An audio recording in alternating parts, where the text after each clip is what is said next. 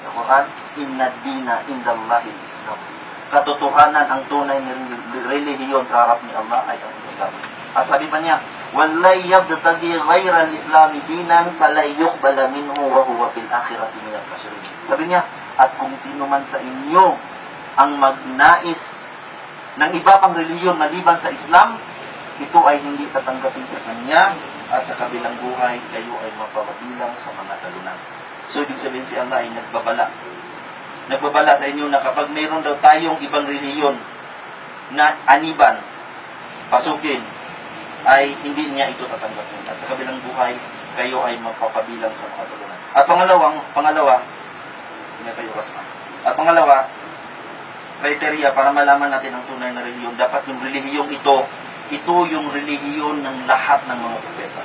Tayong mga Kristiyano, Muslim, tayo ay people of the book.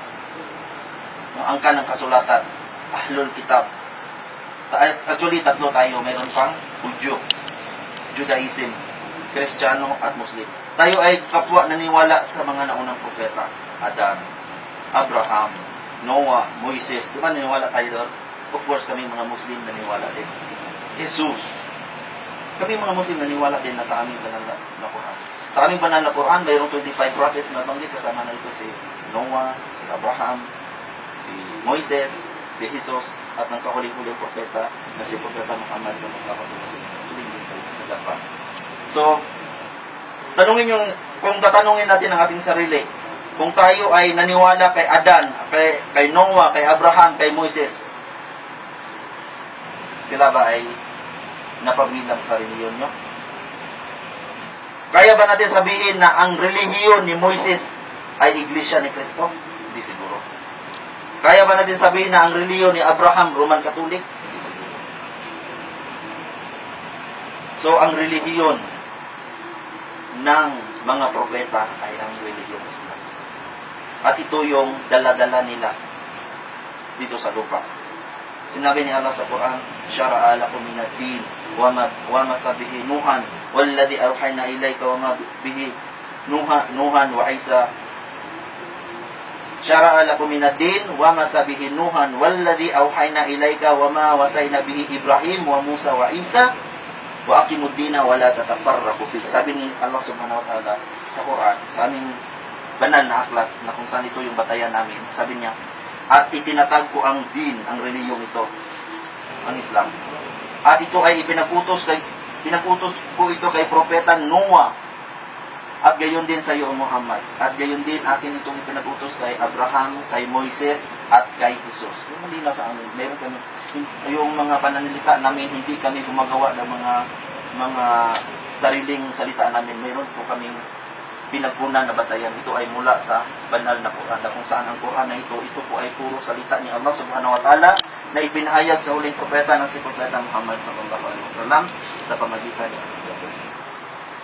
So, kung kayo po ay tunay na naghanap ng gabay upang matahak natin yung tamang daan, sundin po natin yung daan ng mga propeta, kung ano yung relihiyon ng mga propeta, kung ano yung katuruan ng mga propeta. Ano ba yung katuruan ng mga propeta? Sila ba ay natuturo na sambahin si Buddha katulad ng ginagawa ng mga Budhismo? Sila ba ay nagtuturo na sambahin ang baka katulad ng ginawa ng mga Hindu? Hindi siguro. Ang mga propeta ba ay nagtuturo ng in the name of the Father, the Son, the Holy Spirit? Hindi siguro. Kahit sa 10 Commandments ni Moises, hindi mo makita na mayroong God the Son, God the Father, God the Son, the Holy Spirit. Ang katuruan ng mga propeta ay sambahin lamang ang nag-iisang Diyos na si Allah subhanahu wa ta'ala. Yun ang katuruan ng propeta. Kahit si Jesus Christ sa Bible, ano ba sabi ni Jesus? O ang kanang Israel, ang Diyos nyo at ang Diyos ko isa, sambahin natin siya, pati ang kanyang sarili.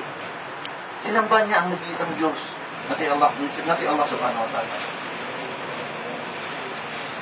Kaya ang katuruan, ang sentrong aral ng Islam ay ang pagsamba sa nag-iisang Diyos. La ilaha illallah. Walang ibang Diyos na karapat-dapat sambahin maliban si Allah. Kaya wala kami pong ibang hindi kaming mga Muslim, hindi po kami naganyaya sa inyo ng terorista, pagpatay ng pagpugot ng ulo o anumang mga kasamaan.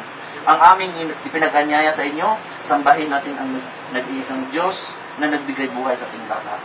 Kasi ito yung kaligtasan natin sa mundong ito at sa kabilang buhay. Kasi sabi ni Allah sa Quran, siya po ay nagbabala, sabi niya, Di ko matandaan yung Arabic, pero sabi niya, at kung sino man ang hindi naniwala sa mga ayat, mga palatandaan ni Allah, yung mga kapahayagan ng mga propeta, kung sino man ang hindi naniwala dito, sila ay susunugin sa apoy ng impyerno. Ito ay sinabi ni Allah. At kapag ang kanilang balat ay ganap ng sunog, papalitan ito ng panibagong balat at susunugin naman ulit upang makamit nila yung matinding sakit.